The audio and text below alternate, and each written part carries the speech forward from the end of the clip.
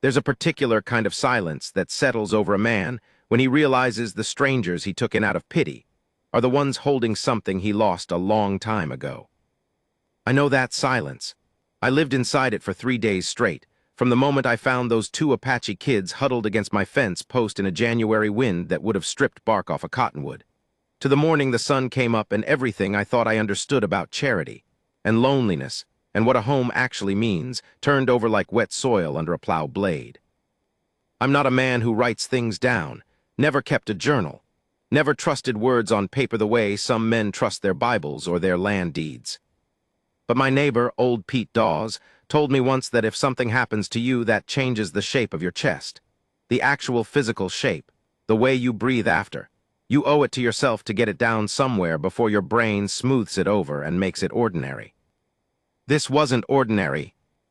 I'm going to tell you what happened, all of it, not the version where I'm generous and wise, the real version where I was suspicious and scared and wrong about almost everything, and 2 young people who had every reason to distrust a man like me chose, for reasons I still don't fully understand, to trust me anyway. By the time the sun rose on that 3rd morning, I wasn't the same man who'd opened that gate. I don't think I've been that man since. The wind came in from the northwest that January, the kind that doesn't howl so much as press. A flat, relentless pushing that got under your coat collar and sat against the back of your neck like a cold hand with intentions. I've been out checking the south fence line. 3 posts had heaved in the freeze, and I'd been putting off the repair for 2 days because my hands had started doing that thing they do in deep cold, locking up slow and stubborn at the knuckles, the way my father's hands did at the end. I was 41 years old, and I didn't like thinking about what that meant. So instead I thought about fence posts. Fence posts were manageable. Fence posts didn't ask anything of you except attention and a good mallet. The ranch sat on about 400 acres of high grassland in the territory, northeast of what most maps still called Apache County, though the people who'd given that county its name had been pushed onto the San Carlos Reservation years before, and the land itself had forgotten nothing of what it used to be. The grass was iron gray and frozen flat under the January sky. The mountains to the south were white from the first storm of the season. It was the kind of beautiful that makes you feel small and slightly guilty, the way beautiful things sometimes do when you've got nothing particular to celebrate. I saw them from maybe 100 yards off. At first I thought it was debris. 2 dark shapes against the bottom of the fence post, low and close together, pressed against the cedar like they were trying to push through it or become part of it. My horse, a gray quarter horse named Council who had strong opinions about most things, slowed without being asked. He'd seen them too. I sat in the saddle for longer than I'd like to admit. My first thought, and I'm not proud of it, but I'm committed to the real version of this story, was that they were someone else's problem. My second thought was that if they were Apache, there were people in the county who would take a very particular kind of interest in that fact, and none of those people had any interest I'd call decent. My third thought was that they weren't moving in a way that looked like rest. They were moving the way animals move when they're past fear and into something quieter, when they've decided to stop spending energy on the idea of survival. That third thought got me off my horse. I tied Council to the post 2 down from where they were, close enough to approach but far enough not to trap them. Because even in that moment I had sense enough to know that 2 people who'd chosen a fence line in a January wind to shelter against had made that choice because every other option had already been foreclosed. They were young. That was the first thing I saw up close. Young in that specific way that makes everything about their situation land harder than it already did. Not children, but not far from it. A girl and a boy, I decided, though I revised that within a few minutes. A young woman and a young man. Apache, both of them, dark hair plastered against their faces from what must have been hours of exposure. The young man had his arm around the young woman's shoulders in a way that was clearly about warmth and not much else, economical and deliberate, angled to block the northwest wind. He was watching me from under the shelf of his brow with eyes that were exhausted and alert at the same time, the way a person's eyes get when their body is failing, but their mind is still making calculations. The young woman had her face turned slightly away. Her jaw was set. I noticed that, the jaw, set and deliberate like she was holding something in that she had decided not to release in front of a stranger. I crouched down to their level, which, looking back, was probably the first right decision I made. "I've got a barn," I said. "It's warm, there's food." The young man said nothing. I said, "I'm not going to send for anyone. I'm telling you that straight." "Nothing. My name's Callum Briggs," I said. "This is my land. I'm not asking you how you got here or where you came from. I'm asking you to come out of the wind." The young woman turned and looked at me then, directly, and I want to describe that look accurately because I've spent a lot of time thinking about it since. It wasn't gratitude. It wasn't suspicion, exactly. It was the look of someone running a calculation they'd run before, probably many times, and knowing the margin of error was high, and choosing to proceed anyway not because the odds were good, but because the alternative had already been accounted for and it was worse. It was the most pragmatic look I'd ever seen on a human face. It made me feel, somehow, that I was the one being evaluated, not the other way around.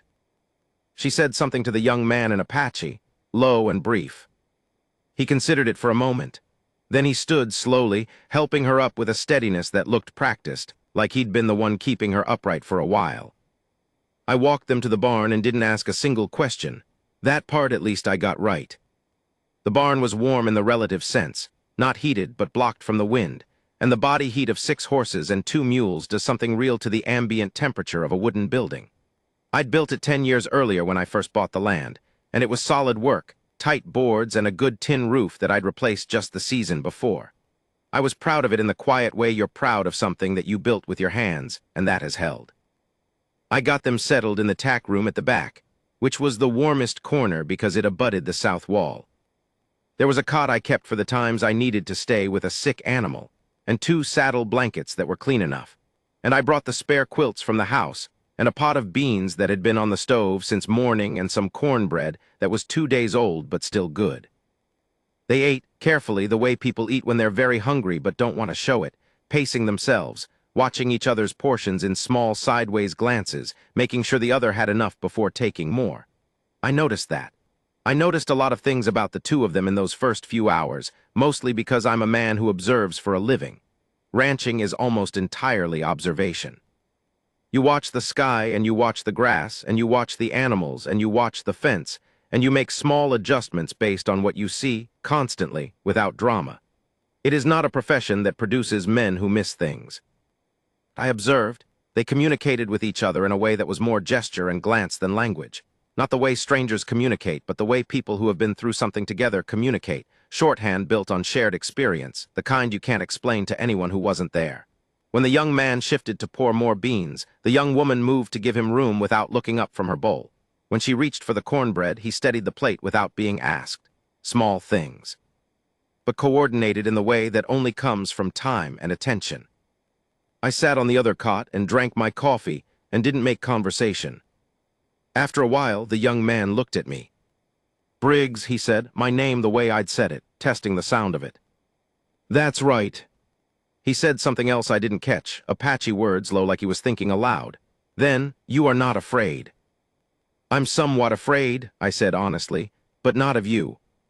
He seemed to consider that. "What then?" he asked. "Of doing the wrong thing," I said. "Of the wrong people finding out you're here, of getting this wrong in some way I haven't figured out yet." He looked at me for a long time. Then he nodded once slowly, like that answer had passed some test whose criteria I didn't fully know. "Chase," he said, touching his chest. Then he gestured to the young woman, "Nailin." "Chase," I repeated. "Nailin." I touched my own chest. "Callum." Nailin glanced up from her bowl. She didn't say my name, but she met my eyes for a half-second, and there was something in it that wasn't unfriendly. That was the introduction. 3 names and a nod. In a barn, in a January wind, in a territory that had spent 20 years making it clear that 2 Apache young people on their own were not a situation it had any interest in resolving with anything approaching justice. I finished my coffee and told them to sleep, and that I'd be back in the morning. And I didn't mention that I lay awake for 3 hours in my own bed running through every possible version of what I might be walking into. Who they were, where they'd come from, what the rejected meant. My mind snagged on that word even though nobody had said it yet. It was just the shape of what I saw in them. That settled, careful dignity of people who had already been told they didn't belong somewhere and had decided to carry that verdict without performing grief about it. I didn't sleep much. I got up twice to check the barn from the porch window, Both times, no light inside, no sound, just the wind and the cold and the shape of the building in the dark, solid and warm. Morning came hard and clear, the way January mornings do in the territory. The sky that particular shade of blue that looks like it was scraped clean, and the ground still iron gray and frozen, and the light low and sharp and making every edge precise. I brought breakfast, eggs and salt pork and fresh coffee, because I'd decided in the night that whatever was happening here, I was going to do it properly. I knocked on the tack room door before I opened it, which felt strange, knocking on a door in my own barn, but seemed necessary. Chase was already awake. He was sitting cross-legged on the floor with his back against the wall, not on the cot, and he'd been doing something with his hands that he stopped when I came in. Naylin was on the cot, asleep or close to it. She had her back to the room and her arms folded in front of her in a way that looked protective. "You didn't have to knock," Chase said.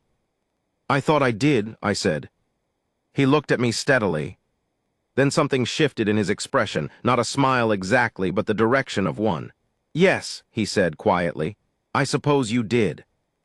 I set down the food and poured the coffee and sat on the other cot and let the morning happen. They'd been at the San Carlos reservation, Chase told me eventually. Not that morning. That morning we ate mostly in silence, which was fine with me.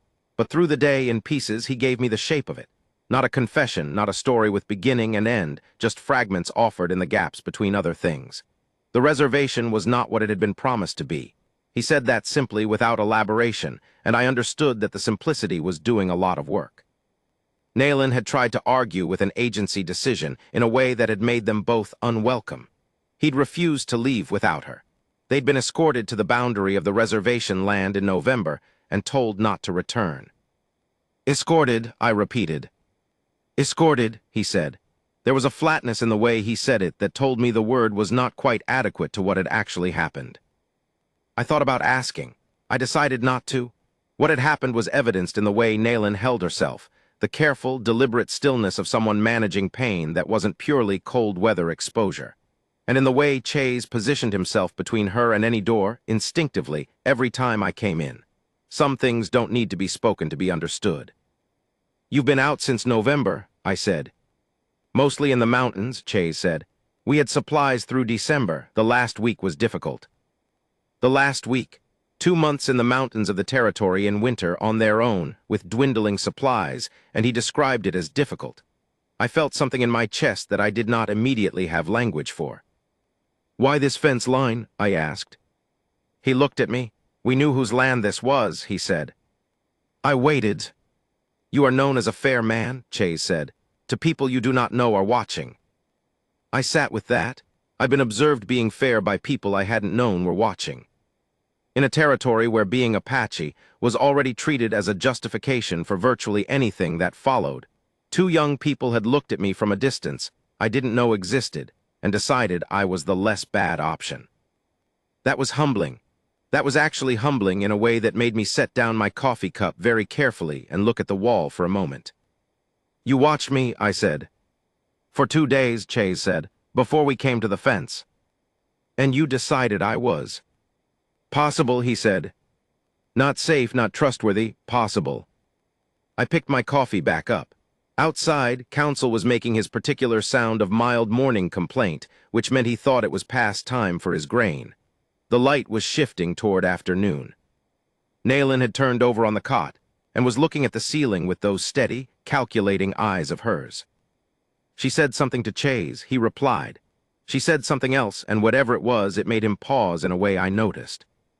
"She wants to know," Chase said carefully, "if you intend to tell anyone we are here." "No," I said. "She wants to know how long we may stay." I looked at Naylin. She was looking at the ceiling, not at me, but there was a tension in the line of her shoulders that told me she was very carefully not looking at me, which was different. "As long as you need to," I said. Chase translated. Naylin's jaw did that thing I'd noticed the day before, the setting, the holding. She turned her face away from the ceiling and looked at the wall. "She says that is what people say," Chase told me, his voice entirely neutral, "before they say something else." I had no answer for that, because she wasn't wrong. So I just said, "I know, I'm asking you to believe me anyway." Naylin was quiet for a long moment. Then she said one word in Apache, short, definitive. "What did she say?" I asked. Chase looked at me with something that might have been the beginning of respect. She said, "We will see." By the second day, I'd learned 4 things. First, Chase was meticulous. He spent 2 hours reorganizing the tack room. Not dramatically, not in any way that announced itself. But I came in the next morning and found that things were arranged differently, more logically. The spare equipment sorted by function. The saddle blankets folded and stacked. He had done it out of some internal need for order that I recognized because I had the same one. A man who organizes the space he's living in is a man who's planning on living, and I found that more hopeful than I expected to. Second, Naylin was in pain, not the kind she showed none, but the kind I could see around the edges when she thought no one was looking. She moved her left side carefully. She ate with her right hand almost exclusively. She sat and stood with the controlled deliberateness of someone who has learned to manage a specific point of hurt. I didn't ask. Chase had seen me notice. He didn't explain. We left it there, all 3 of us, a fact that lived in the room with us without being addressed. Third, they were teaching each other things. When I came in at midday with lunch, I sometimes caught them deep in some kind of exchange. Chase speaking English slowly and Naylin responding in Apache, or Naylin pointing at something and Chase naming it in both languages, or the 2 of them examining some piece of equipment or tool with the focused, collaborative attention of people building a shared vocabulary. It had the texture of long practice, but also of urgency. They were learning something on a schedule I couldn't see. Fourth, the secret. There was one. I didn't know its shape yet, but I knew it was there. There were looks that stopped when I entered. There were small silences that were different from the companionable kind. There was something Naylin was managing or protecting or waiting to reveal, and Chase knew it, and I knew he knew it, and the 3 of us had quietly agreed to let it sit until it was ready to be known. I'm not by nature a patient man. I force patience as a discipline the way some men force sobriety, by choosing it every hour on its own merit because the alternative is worse. But that second day, watching those 2 young people exist in my barn with their guarded dignity and their quiet deliberateness, and their small, impossible, careful kindness toward each other, I found myself genuinely willing to wait. The night of the second day, sitting on my porch with a cup of coffee I wasn't drinking, watching the barn window for the glow of the lantern I'd left them, I thought about my wife Margaret, who had died 4 years earlier. I thought about how the house had felt afterward, not empty in the dramatic sense, but reduced, smaller than its actual dimensions. How I'd started sleeping only on my side of the bed for a year and a half, maintaining an absence, keeping a space, before I finally acknowledged that nobody was coming back to fill it. I thought about how I hadn't had anyone in my house for dinner in 2 years, how I talked to counsel more than any human being on most days, how I had convinced myself this was adequate, how I was, by all available evidence, wrong about that. The lantern in the barn window burned steady all night. I went to bed at 10. For the first time in a long time, I slept. The morning of the 3rd day came up quiet and gold. I was doing the horses when I heard it, a sound from the tack room that I hadn't heard before. Not an alarm sound, not pain, something else. I stood still in the stall and listened. It was singing. Low and precise and old in some way that didn't have to do with the voice. The voice was young, but with the pattern of the sound, the intervals, the particular shape of the melody, which was nothing like any hymn or song I knew. Apache singing, I supposed, though I'd never heard it before except at a remove. But this was close, in my barn, in the tack room 12 feet from where I was standing with a curry comb in my left hand. It was Naylin's voice. It was the most plainly beautiful thing I'd heard in recent memory. I didn't move for several minutes. I just stood there in the stall with the curry comb and let the sound happen. The horses were very still. Counsel had turned his head toward the sound, the way he does when something has his full attention. Then Chase appeared in the barn doorway. He looked at me looking toward the tack room. "She doesn't know I can hear," I said quietly. "She knows," Chase said. I looked at him. "She wanted you to hear," he said. "She just didn't want to," he stopped, searched for the word. "She didn't want to offer it like a gift. She wanted it to just be something you heard." I thought about that. "Why?" I asked. Chase looked at me steadily. "Because she said it is important that you know who we are," he said, "before we tell you what we are asking." The singing continued for another 3 minutes. Then it stopped. The tack room door opened. Nayland came out into the barn, and she looked at me with those steady, calculating, pragmatic eyes, and I noticed for the first time, how had I missed this for 2 days, that she was further along in pregnancy than anyone could have missed if they'd been looking directly. She had been hiding it under layers of clothing and careful positioning, and the controlled stillness of someone practiced at not being seen. But now she was standing in the doorway of the tack room in my barn in the gold January morning light, looking at me without apology or performance or anything except directness, and the secret that had been living in the room with us for 2 days had decided it was time to be known. The singing had been an introduction. The silence that followed was a question. The question was whether I was the man they'd watched for 2 days and decided was possible, or whether I was going to become something else. I set down the curry comb. I looked at Nayland, then at Chase. Neither of them moved. "How long?" I said. Chase said, "She thinks 6 weeks, maybe less." 6 weeks, in a territory January with no shelter, no supplies, no safety. I picked up the curry comb again, because I needed something to do with my hands while my chest reorganized itself. "All right," I said. Nayland said something to Chase, low, a question. "She wants to know what that means," Chase said. "All right." "It means I need to move the cot from the tack room to the house," I said. "It means you both need to sleep somewhere warmer. It means I need to ride to the Dawes place and see if Martha has anything in her medical stores, because the nearest doctor in this county is not a man I'd send for if I had any other option." I paused. "And it means the two of you should probably tell me everything else I don't know yet, because I suspect there's more." There was a long silence. Then Nayland looked at me, and whatever calculation had been running in those eyes of hers finally, visibly, landed somewhere. It wasn't a smile, but it was the drop of something held too long, a small, quiet release. She said something to Chase, just a few words. He looked at me, and his expression was the most open I'd seen it. "She says," he told me, "that you are better than possible." I have a habit when I'm thinking through something I don't have words for yet of going out to the south pasture and walking the fence line. Not to check it necessarily, though I always check it, but to move.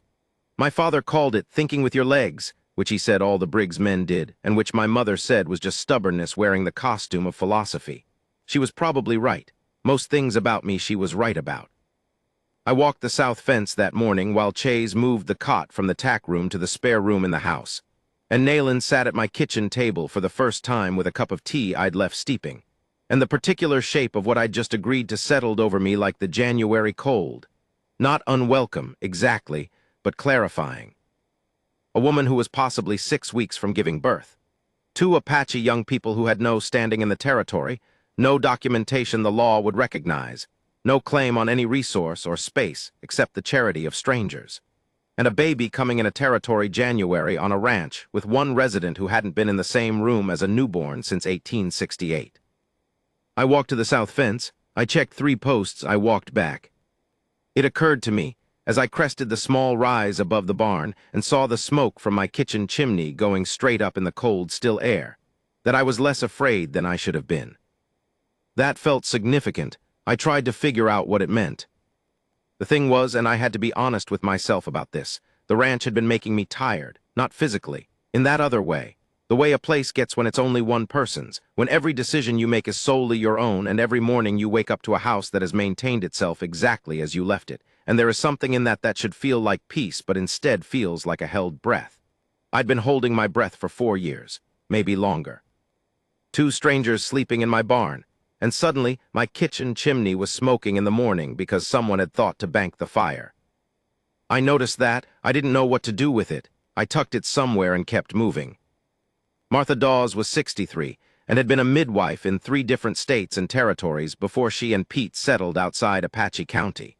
And she was the kind of woman who, when you arrived at her door in January with a horse and a half-explained situation, looked at you for approximately 4 seconds before putting on her coat. "Apache girl," she said, which was not a question. "Yes," I said. "How far along?" "Maybe 6 weeks out, maybe less." "Who's with her?" "A young man, I believe he's—" I paused. "Family," Martha said. "Yes," I said, deciding that was the right word for what Chase was. "Did they feed the girl?" Yes. Did she keep it down? Yes, I believe so. Martha gave me the look she reserved for men who thought they were being helpful. When did you last look at her instead of managing the situation around her? I had no immediate answer. That's what I thought. She went inside and came back with a bag that had the comfortable weight of long use. Pete's at the Hendersons until Thursday. Don't tell him about this when he gets back. Martha, Pete is a good man who talks to 6 other good men every week, she said, swinging herself into her saddle with an ease that made my joints feel old.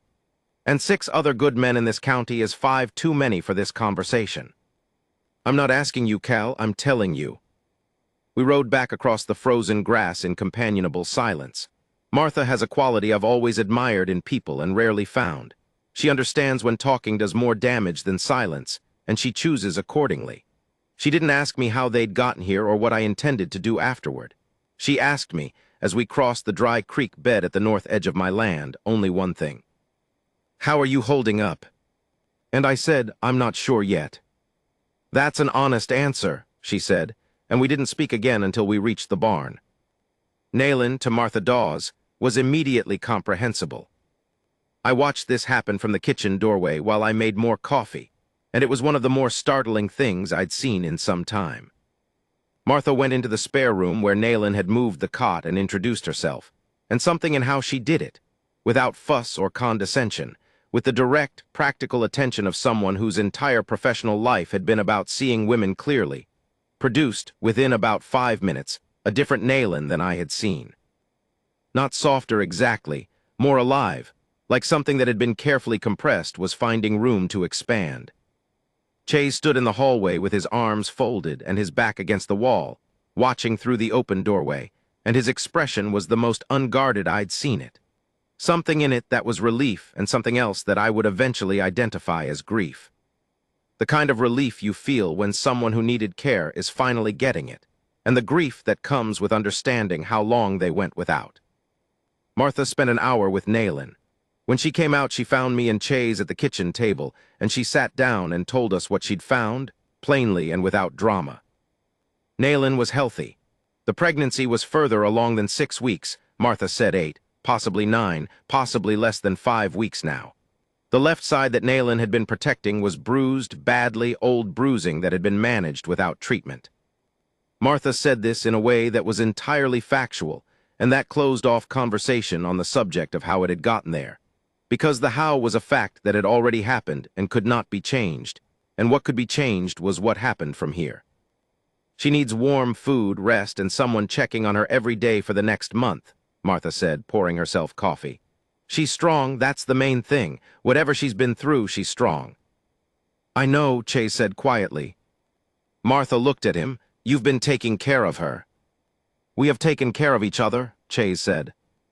Martha nodded slowly in the way that means a thing has been understood and filed away. I'll come every other day, she said to me. You'll make sure she eats and rests. And you, she looked at Chase, you'll tell me if anything changes that I need to know about.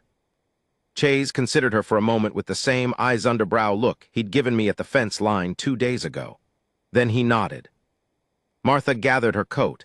At the door, she turned and looked at me with the expression she probably used on men who were 2 steps behind the situation. You know what you've done, Cal. Offered 2 people shelter, I said. You've offered 3, she said. Start adjusting your thinking. She left. I stood in the doorway and watched her ride back north across the frozen grass until the cold made me come inside. The afternoon of the 3rd day was the one where I found out the rest of it. Not all at once. That's not how Chase gave information. He gave it in layers, each layer conditional on how the previous one landed, as if he were testing the ground underfoot before putting weight on it. I understood this. I did the same thing in my own way. My father called it trust by increment, and he meant it as criticism, but I'd always thought he'd actually described it exactly right. We were in the barn after the midday meal, me doing the horses, Chase repairing a broken bridle with a steadiness of hand that suggested he was not unfamiliar with tack work, when he started talking. You know that Nayland argued with the agency, he said. You told me that. You did not ask what she argued about. I hadn't. What did she argue about? He worked the bridle for a moment. There was a man, he said. He came to the reservation 3 years ago, a trader. He had arrangements with the agency. Nayland's father, he paused. Her father died when she was young. Her uncle managed the family agreements. I kept my hands on the horse and my eyes mostly off Chase. I found that people talk more freely when you're not looking directly at them, which is another thing my father taught me, though he would have been appalled at my applying it here. The trader made an arrangement with her uncle, Chase said. Nayland refused the arrangement. How? She spoke to the agency directly. She had learned enough English by then. She made a case. He stopped. She is very good at making cases. She is, he searched. She sees the shape of an argument. She knows where the weak places are. What happened?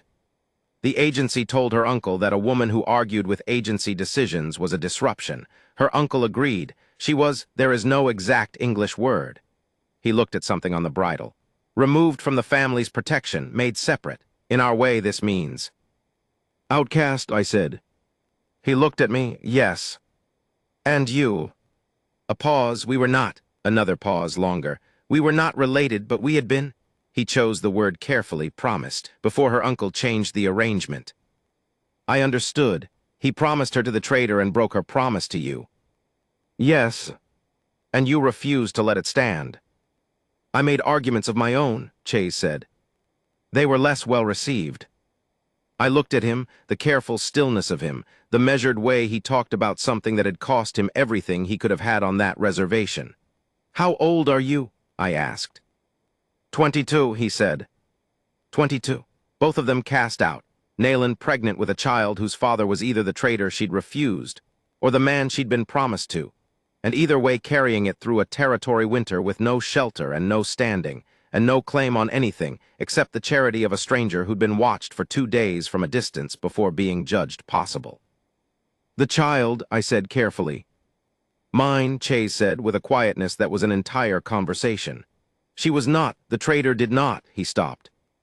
The arrangement was refused before it was completed. She refused it completely. I released a breath I'd been holding. All right. The child is mine, he said again, not defensive, exact, as if precision was the only thing he trusted in that moment. I heard you, I said. He looked at me directly then, and for the first time in the 3 days I'd known him, there was something in his face that wasn't controlled, something raw under the measurement. I have not been able to give her anything, he said quietly. Since November, I have kept her alive and I have not been able to give her, he stopped. A place, she should have a place. I didn't say anything.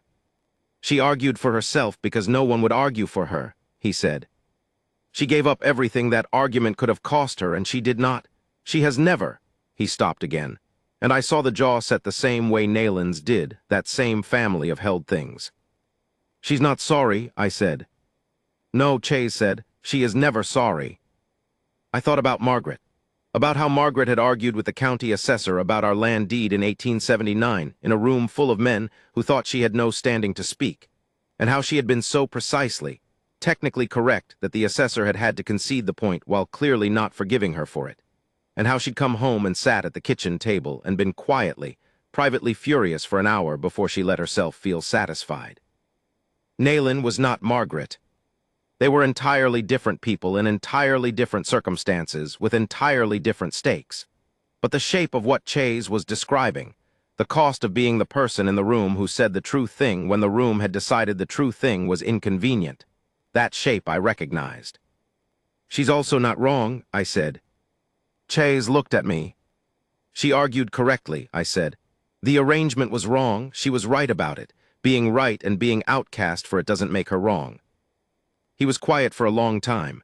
Then he said very quietly, no, it does not. We stood in the barn in the January afternoon light, with the horses moving slow and warm around us, and something settled between the two of us in that silence that was more than understanding, more like agreement. Like we'd both looked at the same thing from different angles and confirmed it was real. I did something that evening that I hadn't done in years. I set the kitchen table for 3. I've been cooking for one for so long that the extra plates felt strange in my hands. Not heavy, just unfamiliar, like a word you haven't said recently and have to feel your way back into. I made the venison stew that was Margaret's recipe, the one with the dried chilies and the juniper berries that she'd learned from a woman named Clara who had lived 2 ranches west of here, and who made it differently than anyone else I'd ever tasted. I hadn't made it since the fall. I didn't make it for myself. It felt wrong to make it for one. Nayland came to the table and sat carefully and looked at the stew and said something to Chase. "She wants to know what this is," he said.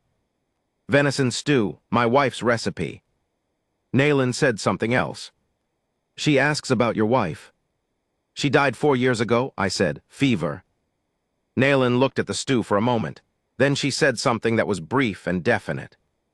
"She says she is sorry," Chase said. "She says a house that still has a recipe is a house that was loved." I looked at my kitchen. I hadn't thought of it that way. "Tell her thank you," I said. Nayland looked at me directly when he told her. She held my gaze for a moment. Then she picked up her spoon and tasted the stew. Something happened in her expression, a small, involuntary thing, a kind of surprise. She said something. Chase smiled properly the first time I'd seen him do it. "She says it's good," he said. "She says you should make this every day." "Tell her I'll take it under consideration," I said. He told her. She looked at me with the particular sideways look of someone deciding whether something was humorous, and then her jaw did something that was not quite a smile, but was closer to one than I'd seen from her. We ate. Outside, the wind had dropped. Through the kitchen window, the sky was doing that thing it does on January nights in the territory, going from dark blue to a dark that has no name, full of stars that look close enough to count. Council made his evening sound in the barn. One of the mules answered him, which Council considered beneath his dignity. We ate Margaret's stew at my kitchen table with 3 plates set, and nobody said much, and it was the least alone I had felt in a very long time. I noticed this and did not say so aloud. There would be time for the other things. The hard things, what came next, what safety looked like, what standing these 2 people could claim in a territory that had already voted on their worth and found it insufficient. There would be time for the decisions that didn't have easy answers.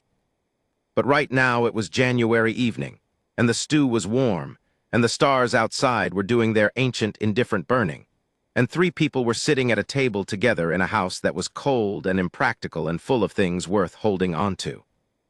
I got up to refill the coffee. Nayland put her hand on the table briefly near mine as I passed, not touching, just near, a gesture that meant something I didn't have a name for yet. I filled the coffee. I came back. I sat down. Outside, the stars.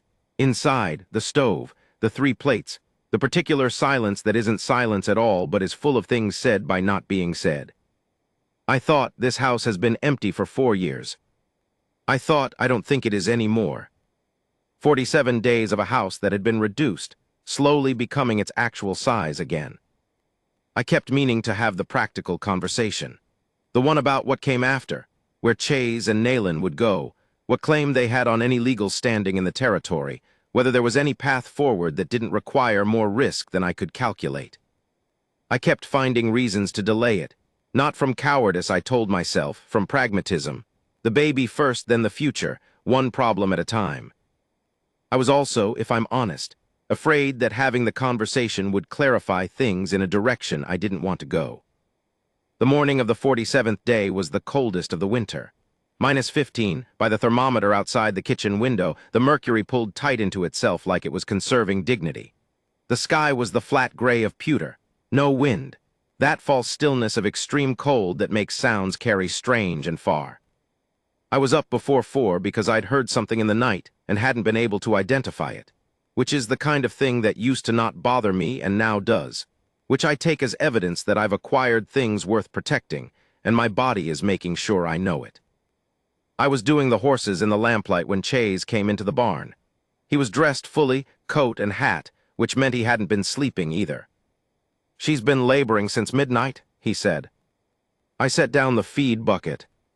"Martha," I said. "I know," he said. "I'm going to get her." "I'll go." "You need to stay," Chase said. "She shouldn't be alone." He was right. I knew he was right. But the thought of him riding 4 miles across frozen ground in the dark at -15, alone, while I stood in a spare room not knowing what I was doing. "Take Council," I said. "He knows that ride, and take the extra blanket from my saddle." Chase looked at me. He'll keep you warm, I said. He's very opinionated about riders, but he'll do the work. Something in Chase's expression that was, I realized, moved. He pressed it down quickly, the way he pressed things down, practiced and deliberate. All right, he said. He got counsel and was out of the barn in 4 minutes. I heard the hoofbeats diminish north into the frozen dark, and then there was nothing except the cold and the horses shifting their weight and the particular quality of the hour before dawn, when the world hasn't decided yet what kind of day it's going to be. I went into the house. Naylin was in the spare room on the cot that had started in the tack room, and she was in labor in the efficient, concentrated way she did everything, without excess movement or sound, all of her turned inward toward the thing that was happening. She looked at me when I came in, and her expression was not fear. It was work, the face of someone in the middle of something hard and necessary and entirely within their competence to manage. Chase went for Martha, I said. She nodded. She'd known that was the plan. Is there, I stopped. What do you need? She said something. I didn't understand it. She said it again more slowly and made a gesture, both hands, fingertips together, pulled apart. Warmth, or more space, or both. I'll put more wood on, I said. I put more wood on the kitchen stove and brought the heat up as high as I dared, and I brought every quilt and blanket I had in the house and stacked them within reach. And I boiled water because Martha had told me once that boiling water was useful, and also that men boil water in these situations because it gives them something definite to do. And I understood that I was doing it for both reasons simultaneously. I sat with Naylin, not doing much, not doing anything, really. She didn't want hands-on management. She was managing herself with a precision that was slightly humbling. But she accepted company, or at least she didn't reject it. At some point between 4 and 5 in the morning, she said something in Apache that I didn't understand, and I said so, and she thought for a moment, and then said a word in English I didn't expect. Tell, she said. Tell you something, I said. She made a gesture, go on. What should I tell you? She gestured again, anything. So I told her about Margaret. Not the death, I didn't go there, it wasn't the time. But Margaret alive, the Margaret who had argued with the county assessor and fixed fence posts, because she didn't trust anyone else to get the angle right and made venison stew with juniper berries, and had strong opinions about the character of horses, and who had told me, on the last good day she had, that the most important thing about a home was not the structure but the decision to keep returning to it. I told her about my father walking fence lines to think.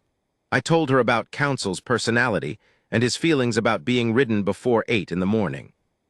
I told her about the year I'd tried to grow corn in the East Field and how spectacularly that had failed, and the year I'd tried again and it had worked better, and the year I'd tried a third time because that's the kind of man I am. Naylin labored and I talked, and whether she understood most of it I don't know, but she listened. In between the harder moments she would go very still and inward, and in between those she would surface and her eyes would be on me, steady and attentive, taking in the sound if not all the meaning. Once she said, in the middle of a contraction, a single Apache word that I recognized because Chase had taught me about 12 words, and this was one of them. It meant endure. She said it not as a cry or a plea but as an instruction, to herself. A reminder, a discipline, a word she said out loud to make it true. I have never, before or since, felt so clearly in the presence of something both ordinary and enormous. A woman doing the oldest and hardest human work, alone in the dark, talking to herself in the language of endurance, and allowing a near stranger to witness it because she had decided he was worth allowing in. Martha arrived at 5:30. Chase had ridden that 4 miles and back in 55 minutes on a horse I'd warned him was opinionated, and he came through the door looking like he'd ridden through the absolute bottom of the world, and was nevertheless entirely focused on what needed to happen next. Martha took over with the quiet authority of someone who has done this 400 times and is not interested in drama. She ushered me out firmly and gently. Chase stayed in the room. I went to the kitchen and stood near the stove and looked at the window, where the sky outside was doing the first thing it does before dawn, not lightening exactly, but becoming less dark. The particular deepening of dark that happens right before. I don't track time well when I'm anxious. I know I made more coffee. I know I went out once to check the horses and stood in the barn for a minute in the cold and quiet because I needed to be somewhere that smelled familiar and had problems I understood. Counsel looked at me with the mild irritation of a horse who has already had a disruptive morning and is not interested in extending it. I gave him an extra handful of grain by way of apology. When I came back in, the sun was starting. And then I heard it.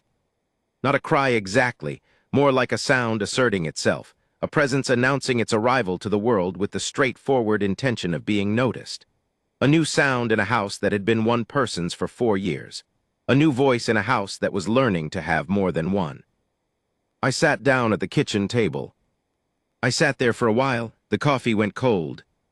Outside, the sun was coming fully up now, low and gold and winter-thin, laying itself across the frozen grass in long, flat bands of light that made the ice crystals in the field catch and spark.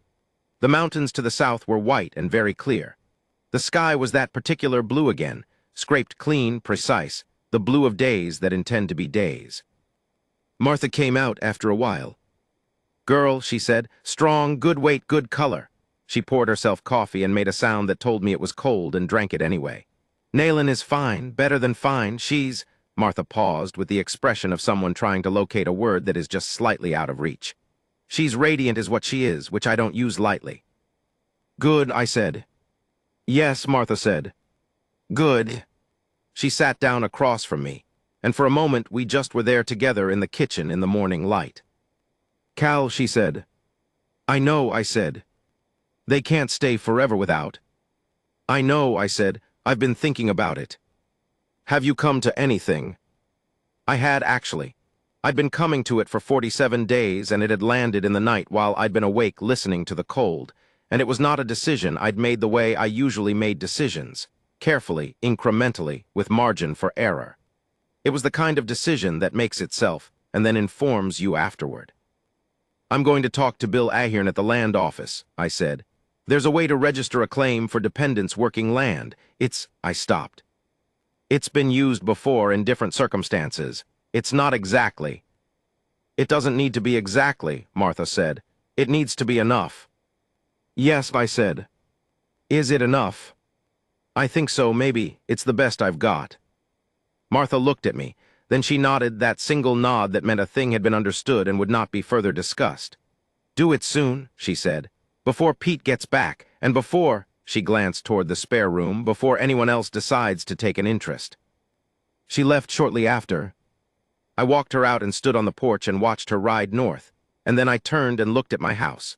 The smoke from the chimney going straight up in the cold, still air, the kitchen window lit from inside, the barn solid and familiar, and I tried to see it the way Nailin had seen it from the fence line, 2 days watching a man she didn't know and deciding he was possible.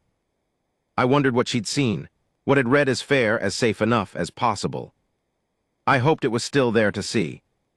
Chase came out while I was still on the porch. He looked like someone who had been through something enormous and was still processing whether it was real. There was an expression on his face I'd never seen there, not controlled, not measured, not calculated, just open.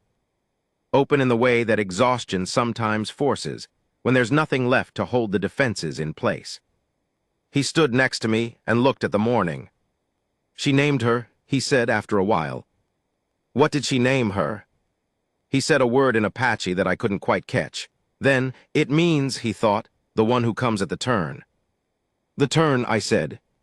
"When the dark begins to change," he said. "Before the light when the dark is changing, that hour." I thought about that.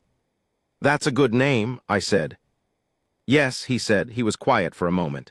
"Nailin says she can also be called something that sounds like that, in English." He said it. "Orin, or, she said the word she wants is like the color of the sky when it is becoming morning." "Dawn," I said. He looked at me. "Dawn," he said slowly, as if placing the word somewhere specific. "Dawn Briggs," I said, before I'd finished deciding to say it. The words just arranged themselves. Chase looked at me. "If you want," I said carefully. "If that, it would help with the land office, with what I'm planning to do." I paused. "But only if it means something, not if it's just practical."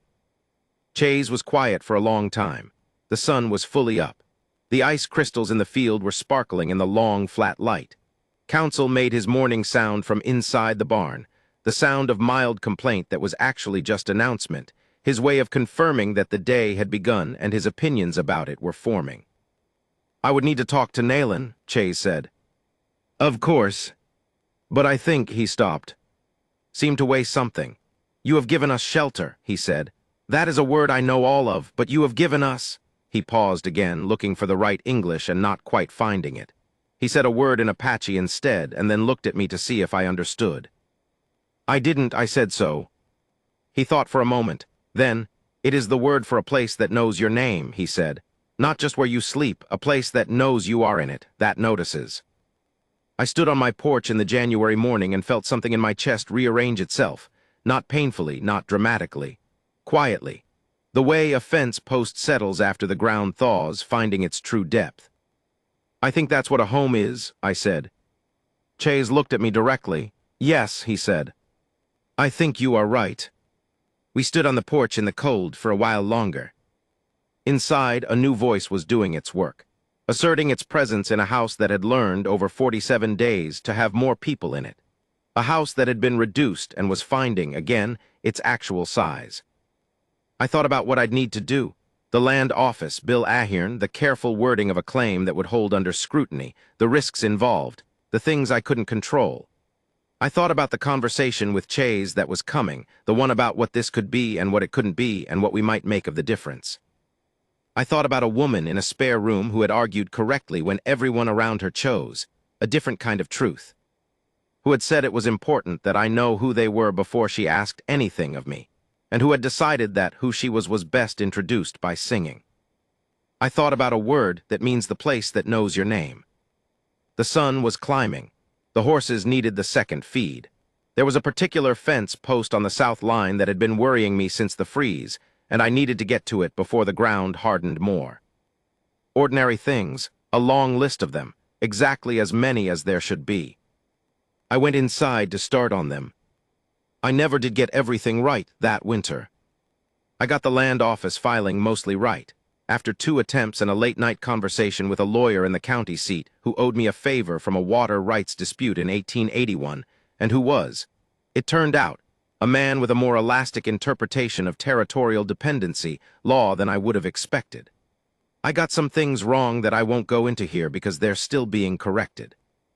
Some things I handled badly out of uncertainty, and some I handled well by accident, and the ratio was probably about what you'd expect from a man who was figuring things out one day at a time without a map. But I think about that particular morning, the 47th day, the morning of it, when the sun came up cold and gold, and the mountains were white to the south, and Council was making his opinions known from the barn, and the ice crystals in the field were catching the light and sparkling like something was trying to tell me something, when a new voice in my house was announcing itself to the world. I think about Nayland's jaw, that set deliberate holding of things, the way it released eventually in increments, and the things that came out when it did. I think about Chase reorganizing the tack room on the first night, out of some internal need for order, in a space he had been given temporarily and had not been promised. I think about a word in Apache that means the place that knows your name. And I think about what it means to be watched from a distance by 2 people who have already had every reason to stop trusting strangers, and to be judged, after 2 careful days of observation, as possible. Not certain, not safe, possible. I keep that word somewhere important. Every morning when I check the fence,